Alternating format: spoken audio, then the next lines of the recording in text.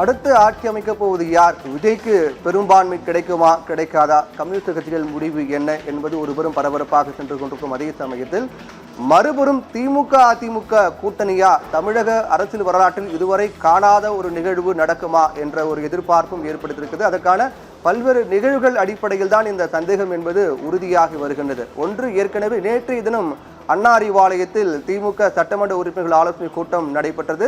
அந்த கூட்டம் முடிந்த பிறகு டிகேசி இளங்கோவன் செய்தியாளர் சந்தித்தார். அந்த சந்திப்பின் போது ஒரு கேள்வி கேட்கப்பட்டது. என்னவென்றால், திமுக அதிமுக கூட்டணி அமைவதற்கு வாய்ப்பு இருக்கின்றதா, கூட்டணி அமைந்து ஆட்சி அமைப்பதற்கு வாய்ப்பு இருக்கிறதா என்று கேள்வி எழுப்பப்பட்டது. அதற்கு உறுதியாக இல்லை என்று அவர் மறுக்கவில்லை. மாறாக அதுபோன்ற முடிவு தற்போது வரையில் எடுக்கவில்லை. ஆனால் திமுக தலைமை என்ன முடிவெடுத்தாலும் அதற்கு நாங்கள் கட்டுப்படுவோம், அதை தான் நாங்கள் செயல்படுத்துவோம் என்று அவர் தெரிவித்திருக்கிறார். உறுதியாக அதற்கு வாய்ப்பே கிடையாது, கனவிலும் நடக்காது என்று உறுதியாக அவர் தெரிவிக்கவில்லை. ஒன்று, இந்த சந்தேகத்தை வலுப்படுத்தியது. மற்றொன்று, சற்று நேரத்திற்கு முன்னர் தம்பிதுரை அதிமுகவுடைய மாநிலங்களவை உறுப்பினர் தம்பிதுரை செய்தியாளர் சந்திக்கும் போது அவரிடமும் இந்த கேள்வி முன்வைக்கப்பட்டது. திமுக அதிமுக பேச்சுவார்த்தை நடைபெற்று வருகிறதா, கூட்டணி அமைவதற்கான வாய்ப்பு இருக்கிறதா என்று கேள்வி கேட்கப்பட்ட போது அவரும் உறுதியாக மறுக்கவில்லை. மாறாக அது தலைமை அறிவிக்கும் என்றுதான் தெரிவித்திருக்கிறார். அப்படி என்றால் பேச்சுவார்த்தை நடைபெற்று வருகிறது என்பது கிட்டத்தட்ட உறுதியாக இருக்கிறது. அதிகாரப்பூர்வமாக கட்சியினுடைய மிக முக்கிய நிர்வாகிகள் தலைவர்கள் யாரும் அதை மறுக்கவில்லை. தலைமை அறிவிப்பார்கள் என்றுதான் தொடர்ந்து அவர்கள் பேசிக்கொண்டு வருகிறார்கள். இது ஒருபுறம் இருந்தாலும் கூட நீலாங்கரை விஜய் இல்லத்தில் புஷி ஆனந்த் சந்திப்பு நடைபெற்று வருகிறது. ஏற்கனவே பனையூர் அலுவலகத்தில் தாவேக சட்டமன்ற உறுப்பினர்கள் ஆலோசனை கூட்டம் நடைபெற்று வரக்கூடிய அதே சமயத்தில் நீலாங்கரில் இருக்கக்கூடிய விஜய் இல்லத்தில் தமிழக வெற்றி கழகத்தினுடைய பொதுச் செயலாளர் புஷி ஆனந்த் விஜயை சந்தித்து ஆலோசனை நடத்தி வருகிறார். முக்கிய நிர்வாகிகளும் உடன் இருக்கின்றார்கள். இந்த ஆலோசனை அடுத்த கட்டமாக அவர்களுக்கு இரண்டு விதமான ஒரு சிக்கல் ஏற்பட்டிருக்கிறது. ஒன்று, கம்யூனிஸ்ட் கட்சிகள் ஆதரவு கொடுப்பார்களா இல்லையா என்பது ஒரு சிக்கலாக இருக்கிறது.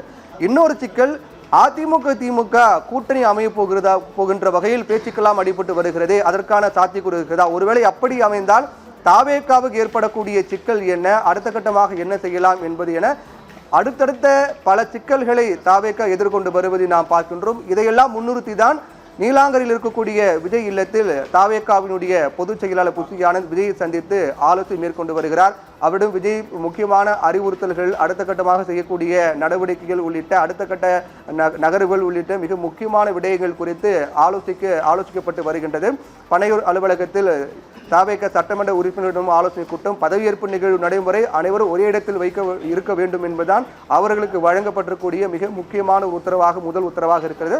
அதற்கு பிறகு கட்சியினுடைய தலைமை அறிவிக்கும், அதற்கு கட்சியினுடைய தலைமையினுடைய அறிவுறுத்தலுக்கு ஏற்ப செயல்பட வேண்டும் என்றெல்லாம் அறிவுறுத்தல்கள் தமிழக வெற்றி கழகத்துடைய சட்டமன்ற உறுப்பினர்களுக்கு வழங்கப்பட்டிருக்கிறது. இப்படியாக இருக்கக்கூடிய நிலையில்தான் அதே போன்று தம்பிதுரை பேசும்போது இன்னொரு மிக முக்கியமான விடயத்தை முன்வைத்தார். இரண்டு மிக முக்கியமான விஷயங்கள் பார்க்க வேண்டியிருக்கின்றது.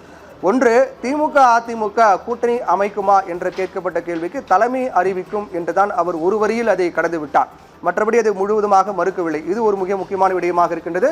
மற்றொரு மிக முக்கியமான விடயம் என்னவென்றால், எடப்பாடி பழனிசாமி தலைமையில் விரைவில் ஆட்சி அமையும், கடவுளின் ஆசீர்வாதத்தால் நல்லாட்சி எடப்பாடி பழனிசாமி தலைமையில் அமையும் என்று அவர் தெரிவித்திருக்கிறார். அப்படி என்றால் எடப்பாடி பழனிசாமி தலைமையில் ஆட்சி அமையும், அதற்கான ஆலோசனை தீவிரமாக நடைபெற்று வருகிறது என்று தம்பிதுரை தெரிவித்திருக்கிறார். அப்படி என்றால் திமுக அதிமுக கூட்டணி அமைப்பதற்கான பேச்சுவார்த்தை அவர்கள் தீவிரப்படுத்தி இருக்கிறார்களா? அந்த அடிப்படை எடப்பாடி பழனிசாமி முதலமைச்சராகி துணை முதலமைச்சர் உதயநிதியை கொண்டு வர முன்னிறுத்த பார்க்கிறார்களா? இரண்டு கட்சிகளும் ஒருவேளை அமைச்சரவையில் பங்கேற்கவில்லை என்றாலும் கூட வெளியிலிருந்து ஆதரவு என்ற அடிப்படையில் அவர்கள் ஆதரவு தெரிவிக்கப் போகிறார்களா உள்ளிட்ட பல கேள்விகள்லாம் ஒருபுறம் எழுந்து வருகிறது. ஆனால் இதில் மிக முக்கியமாக பார்க்கப்பட வேண்டியது என்னவென்றால், ஒருவேளை கம்யூனிஸ்ட் கட்சிகள் ஆதரவு தெரிவித்தால் அவர்களுக்கு எந்தவித சிக்கலும் ஏற்படாது. சென்னையில் அதிமுக எம்பி தம்பிதுரை அளித்த பேட்டி இருந்தாலும் கூட விஜயின் வீட்டின் முன்பாக தமிழக வெற்றி கழக தொண்டர்கள் கண்ணீர் சிந்தி அவர்களுடைய வேதனை வெளிப்படுத்தி வருகிறார்கள். நேற்றைய தினம் கூட ஒருவர் சென்று அதிமுக தமிழக வெற்றி கழக தொண்டர் விஜயின் கேட்டுக்கு முன்பாக இருக்கக்கூடிய அந்த கடவுள் சிலை முன்பாக சென்று அவர் பூமாலையெல்லாம் தூவி கண்ணீர் வடித்து அவர் விஜய் முதலமைச்சராக பதவியேற்க வேண்டும் என்றெல்லாம் தெரிவித்திருந்தார். வீடியோக்கள் கூட வைரலானது. அதைத் தொடர்ந்து இன்றைய தினம் கூட தமிழக வெற்றி கழக தொண்டர்கள் விஜயின் வீட்டினுடைய முன்பு சென்று கண்ணீர் சிந்தி அழுது கொண்டிருக்கிறார்கள்.